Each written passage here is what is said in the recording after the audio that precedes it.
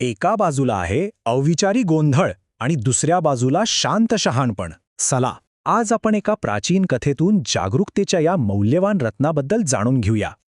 तर मग सुरुवात करूया. ही गोष्ट आहे श्रावस्ती शहराची, जिथे एक मोठा विचित्र उत्सव सुरू होता. हो, या उत्सवाचं नाव होतं बालनखत्त. पण नावावरून वाटेल तसा हा काही शांत, चांगला उत्सव नव्हता. तर झालं असं की काही तरुण मुलं होती ज्यांनी ठरवलं की हा उत्सव आपण आपल्याच एका वेगळ्या, त्रासदायक पद्धतीने साजरा करायचा. आणि मग काय, त्यांच्या या वागण्याने सगळीकडे नुसता गोंधळ उडाला. रस्त्यावर आरडाओरड, अव्यवस्था, शहराची शांतता पूर्णपणे भंग पावली होती. एवढ्यावरच ते थांबले नाहीत.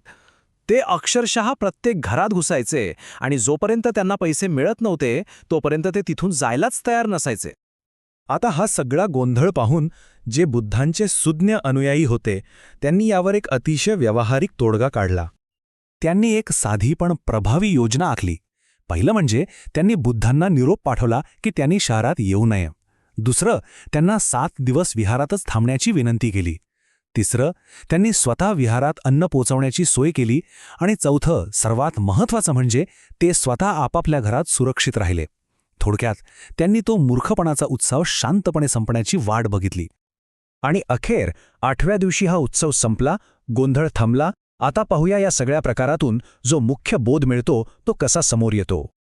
तर वातावरण शांत झाल्यावर बुद्ध आणि त्यांच्या शिष्यांना पुन्हा शहरात बोलावण्यात आलं. तिथे गेल्यावर त्यांना कळलं की गेल्या आठवड्याभर शहरात काय काय असभ्य प्रकार चालले होते. आणि हे सगळं ऐकून बुद्धांनी जी प्रतिक्रिया दिली ना, ती खूपच रंजक आहे. ते अजिबात रागावले नाहीत. उलट त्यांनी एक खूप खोल निरीक्षण मांडलं. पमाद मनुयुंजंती बाला दुम्मेधिनो जना अपमादंच मेधावी धनम श्रेष्ठवम रखती. या गाथेचा अर्थ असा आहे की जे मूर्ख आणि अज्ञानी लोक असतात ते निष्काळजीपणात म्हणजे पमादमध्ये स्वतःला वाहून देतात. पण जे शहाणे असतात ते अपमाद म्हणजेच जागरूकतेचं रक्षण करतात. कसं? तर एखाद्या मौल्यवान रत्नासारखं.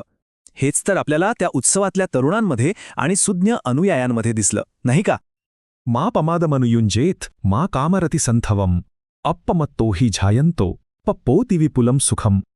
आणि या पुढच्या गाथेत ते म्हणतात की निष्काळजी राहू नका, इंद्रिय सुखात अडकू नका, कारण जो जागरूक राहतो, जो ध्यानात मग्न असतो, त्यालाच विपुल म्हणजे परमसुखाचा अनुभव येतो.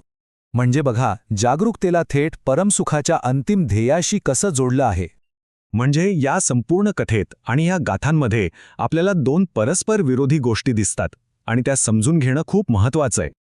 यातील पहिली शक्ती आहे निष्काळजीपणा, ज्याला पालीमध्ये पमाद म्हटलं आहे. ही तीच अवस्था आहे ज्यात ते तरुण स्वतःला विसरून कोणताही विचार न करता वागत होते. तर हाच तो फरक आहे. मूर्ख लोक निष्काळजीपणाला, पमादला आपलंसं करतात, तर शहाणे लोक अपमाद म्हणजे जागरूकतेचं जतन करतात. आणि शहाण्या लोकांसाठी ही जागरूकता, हा अपमाद म्हणजे काही साधी गोष्ट नाहीये. तो एक मौल्यवान खजिना आहे, एक रत्न आहे ज्याची किंमत इतर कशापेक्षाही जास्त आहे आणि ज्याचं रक्षण करायला हवं.